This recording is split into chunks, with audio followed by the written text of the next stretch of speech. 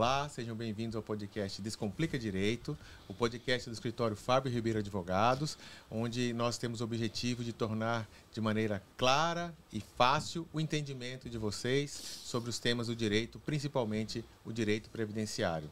O tema do episódio de hoje é o BPC-LOAS, esse benefício tão comentado no direito previdenciário e que enseja assim, alguns esclarecimentos. Nós vamos passar para vocês aqui algumas dicas, né, informações, vamos debater os temas que mais são cobrados pelo INSS, né, a atenção, quem tem direito. E nesse episódio estão presentes conosco o Dr. Marcos Vinícius, sócio do escritório, a doutora Sara Gonçalves, também sócia do escritório, e o Dr. Diego Melo, sócio do escritório também. Pessoal, então vamos lá, é um papo bem descontraído, né? E tema, BPC-LOAS.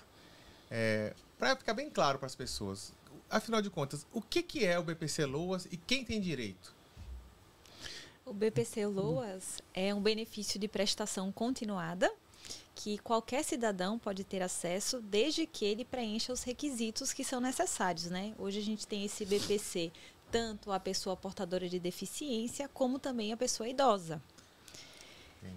E aí esses requisitos, eles precisam ser analisados de acordo com a realidade de cada cidadão. Um requisito comum nos dois, por exemplo, é ser baixa renda, é estar ali em uma vulnerabilidade social.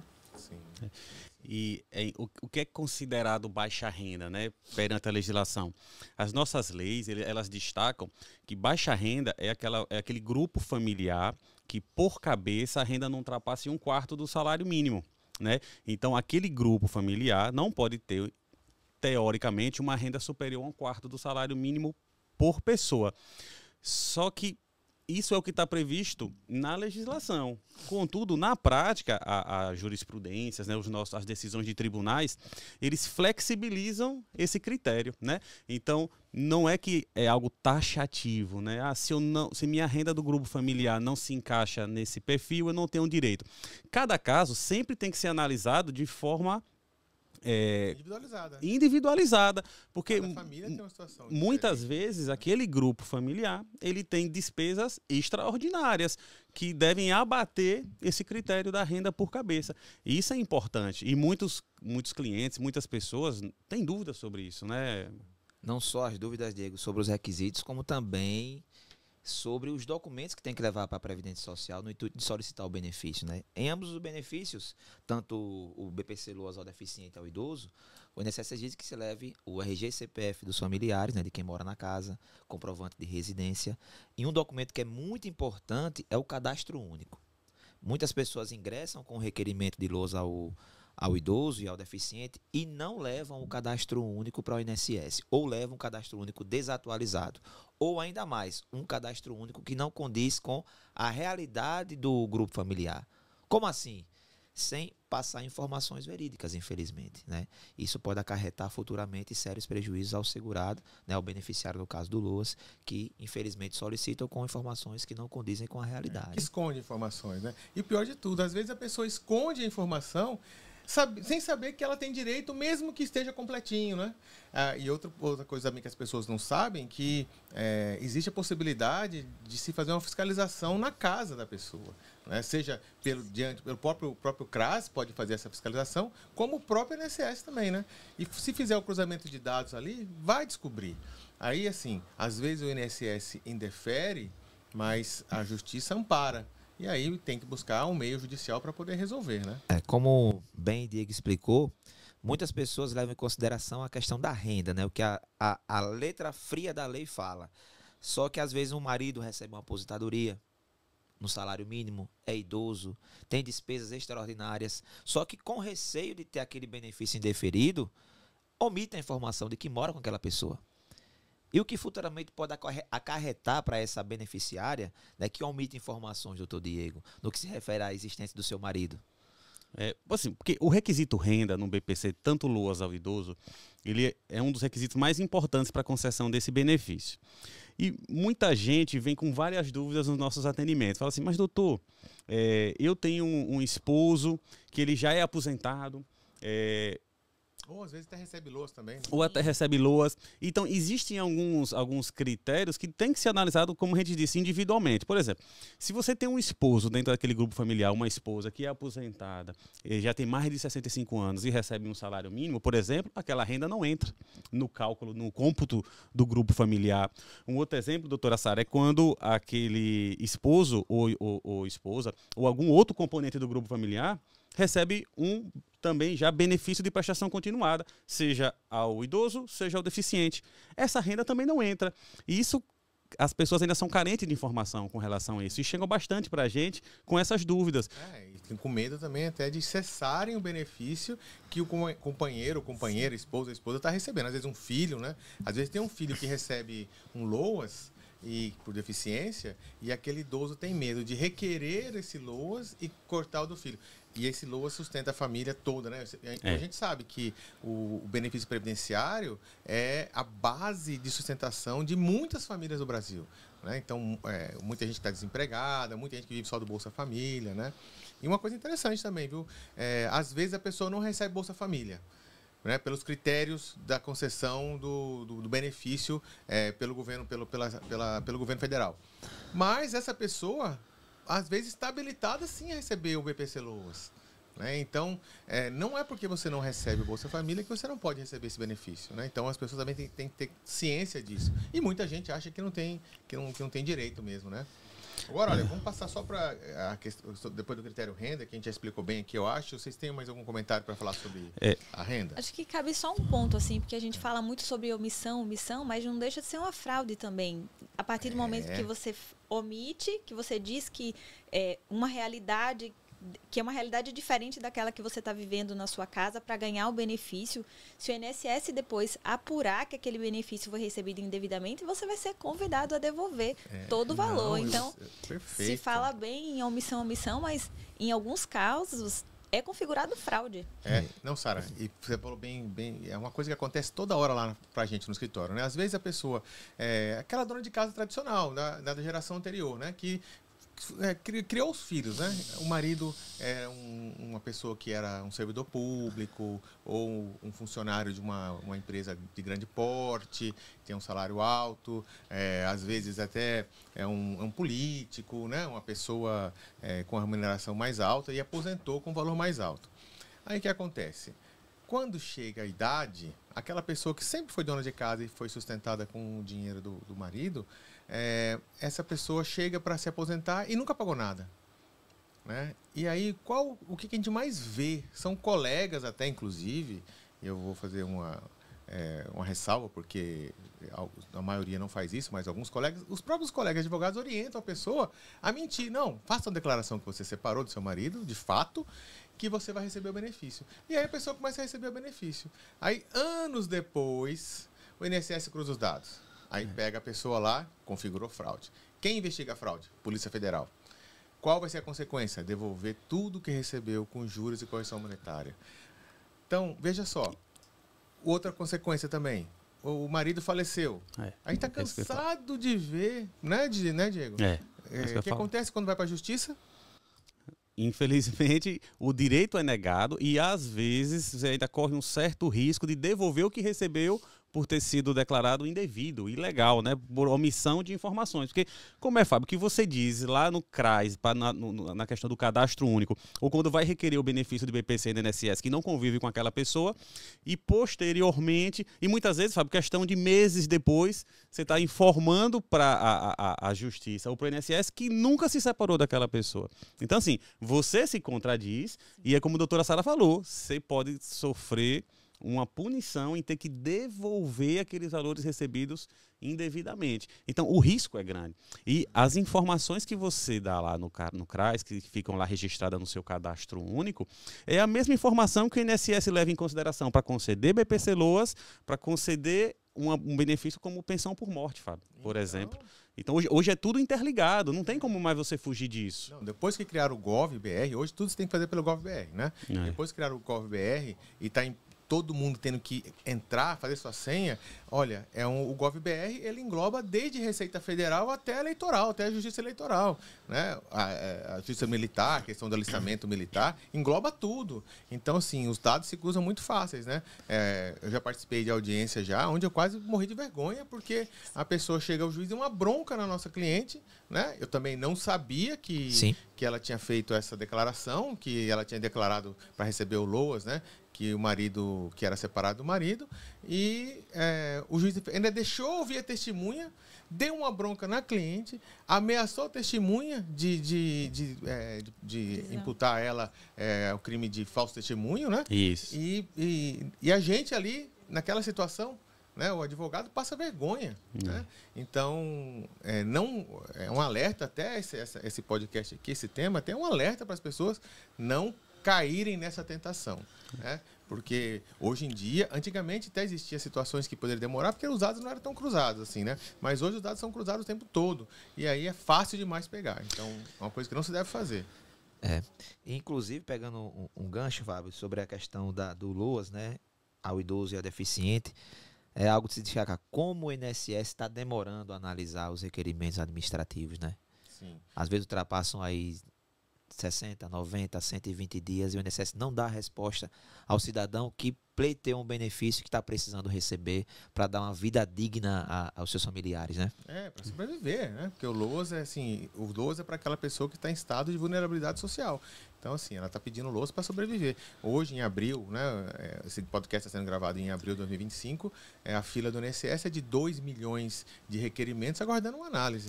Então, e aí, dentro desse, tem vários tipos de requerimentos, né? Mas dentro deles, uma boa parte é o BPC LOAS. Hoje a gente está em abril, se for agendar hoje uma perícia, porque no BPC LOAS você é obrigado a passar por 2 perícias, né? Uma social, que você faz com assistente social lá da INSS, que leva em consideração os dados que estão lá no CadÚnico, e tem a perícia médica.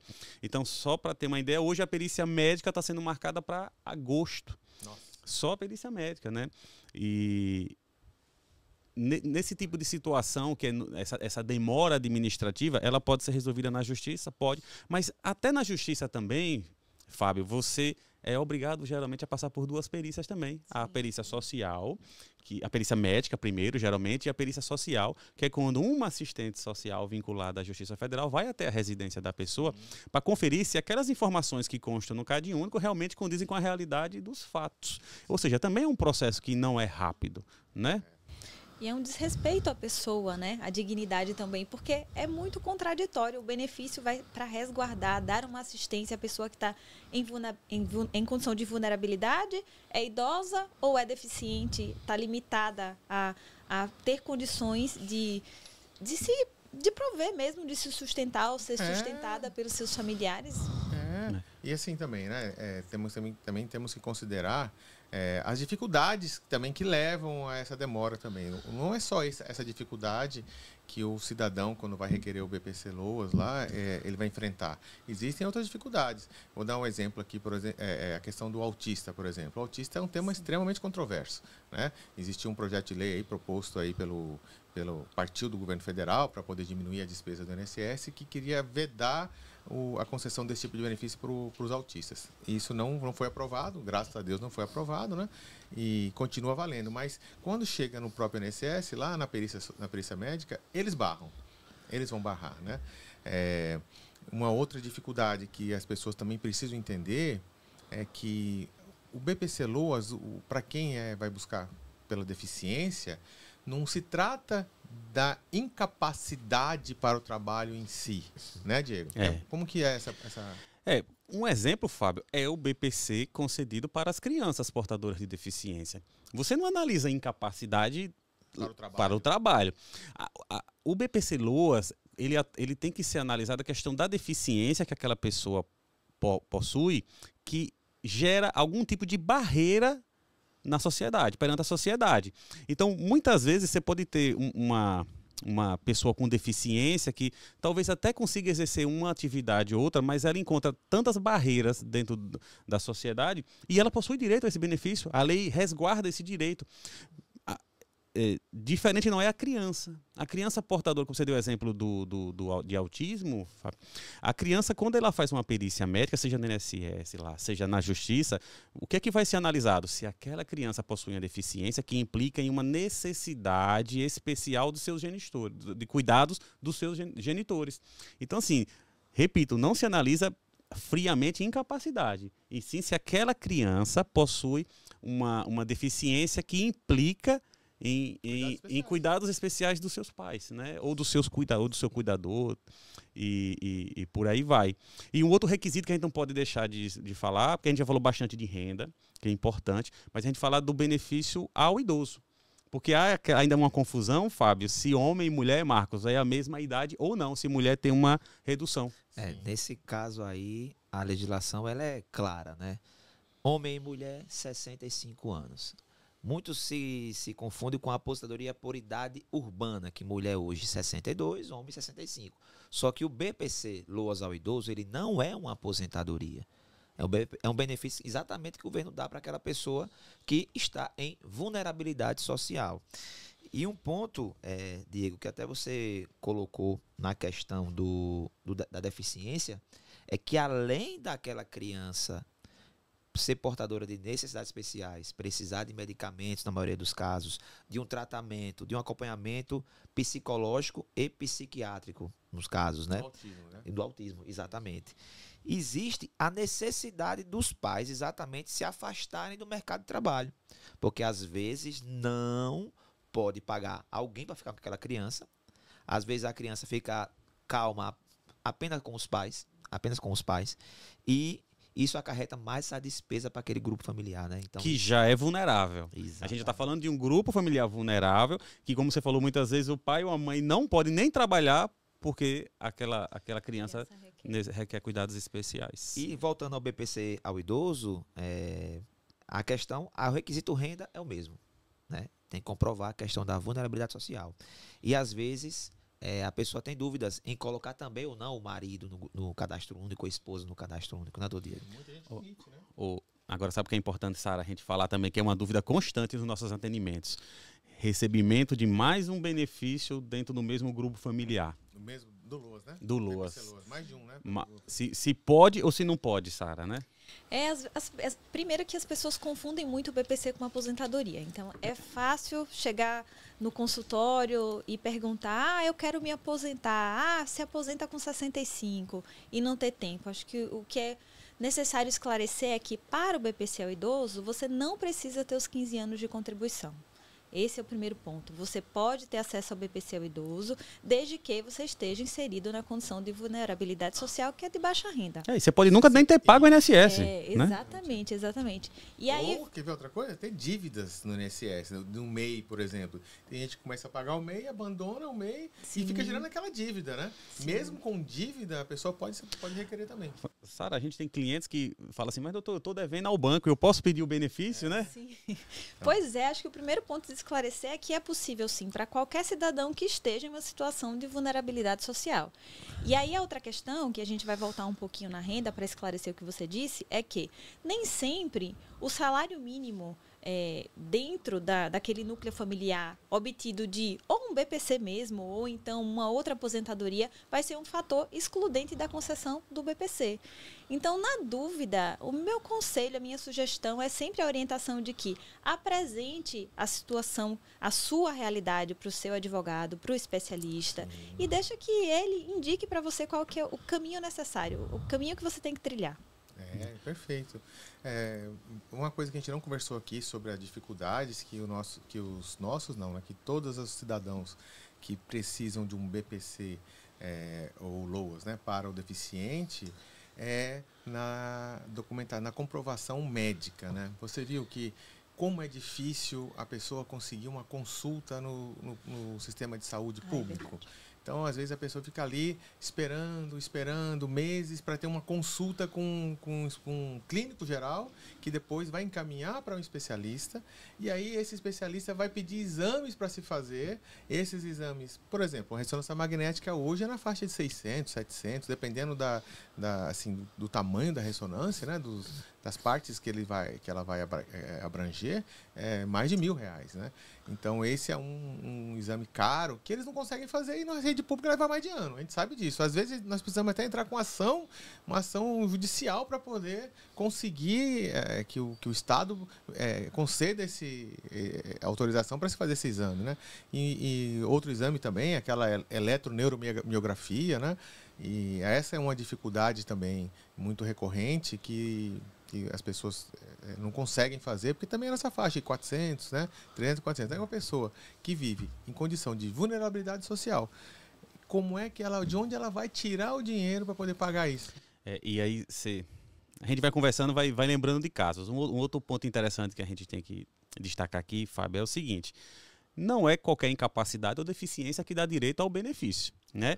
A gente às vezes se depara com pessoas chegam lá, doutor, eu quebrei a perna, um relatório de 90 dias, eu quero tentar o BPC-LOAS. Não é bem assim, né? A legislação prevê uma deficiência que traga barreiras em longo prazo, né? O que existe é incapacidade, e essa incapacidade ou deficiência de longo prazo, né? E o que é que a lei prevê como longo prazo? Mais ou menos 2 anos, por aí. Né, Marcos? Exatamente. É o que eles sempre colocam nas cartinhas quando indeferem o benefício, né? Não comprovação do impedimento de longo prazo. Como se comprovar esse longo prazo, né? Que depende muito da análise do perito do INSS, que às vezes coloca uma incapacidade, no caso, um impedimento ali por 1 ano, 90 dias, ou até mesmo não se atesta o impedimento, a deficiência, né? Então, essa é uma das grandes dificuldades que os segurados enfrentam. E também o próprio INSS, quem vai analisar o requerimento do BPC é um servidor do INSS, que ele é muito literal, né? Ele vai seguir o que está ali na norma. Ele não é como o juiz que vai interpretar a situação da pessoa. Não, ele vai lá, a renda é mais de um quarto por salário, mais de um quarto do salário mínimo por pessoa, então não vai ter direito. Ele já mata ali. Até porque assim, o papel do servidor hoje é esse engessado mesmo. Se ele conceder um benefício de forma indevida, por negligência, né? Ou por culpa, né? Negligência, imperícia, né? O que vai acontecer? Ele vai sofrer um processo administrativo e vai ter que pagar por isso. Então, é mais uma dificuldade. A lei, a maioria dos BPCs não é deferida pelo INSS. Aí a pessoa espera mais tempo, né? Às vezes, por falta de informação, acredita que aquilo morreu ali e não procura um especialista, né? E aí, quando vai para o especialista, abre-se um leque de opções para a pessoa... Sabe um ponto? Porque o BPC-LOAS é muita coisa, né, Fábio? Assim, para a gente falar de tudo. A análise administrativa do servidor, ele leva em consideração, basicamente, o que está escrito nas instruções normativas, né? Sim. Ou nos memorandos. Dificilmente eles aplicam o que está na lei, muito menos jurisprudência ou decisões de tribunais. Então, assim, uma dica que a gente dá aqui é não pare na primeira barreira que você encontrar. Eu tive um indeferimento na INSS. Ainda bem que a gente tem um poder judiciário que é bem favorável em relação ao que está previsto, principalmente nas instruções normativas, né? Eles flexibilizam bastante essa questão do impedimento de longo prazo, essa questão da renda do grupo familiar. Então, o que é importante você saber? Teve um indeferimento lá no INSS, procure sempre um especialista para analisar o seu caso de forma individual e verificar se você tem ou não tem chance de, na justiça, ingressar com esse pedido e obter êxito, Fábio. Exato. Porque às vezes a doença não é crônica, mas requer um tratamento contínuo, né? E como o Fábio estava falando, a nossa rede pública, infelizmente, não tem esse aporte de um acompanhamento rápido. Aquela pessoa que necessita de um tratamento contínuo vai se enquadrar, ainda que não administrativamente, mas por uma interpretação do judiciário nessa questão do impedimento de longo prazo, né? Período superior ali a 2 anos. Sim. Bom, pessoal, acho que a gente falou bem, né, sobre o tema. Né? Não, a gente ficaria falando mais ou menos umas 2 horas ou aqui mais, né? E ainda teria assunto. Se fôssemos discutir aqui jurisprudências da Justiça Federal aqui sobre o caso, a gente passaria aqui o dia todo. Fica até uma dica, a gente marcar depois um outro podcast para falar só dessas inovações que o judiciário aplica nesse benefício. E para afastar, né, o receio dos beneficiários. Se ficou alguma dúvida, se você quiser sugerir algum tema para a gente trazer aqui para vocês, mande uma mensagem lá para o nosso Instagram ou até aqui no próprio YouTube, né? E a gente vai gostar muito de ouvir a opinião de vocês sobre esse nosso projeto, né? Então, vou pedir também para vocês aproveitarem para compartilhar esse episódio com outras pessoas, né? E principalmente com quem precisa ouvir essas informações. E eu quero também agradecer aqui pela sua audiência e convidar você para o nosso próximo episódio, que em breve nós lançaremos também. Muito obrigado, um abraço. Até mais.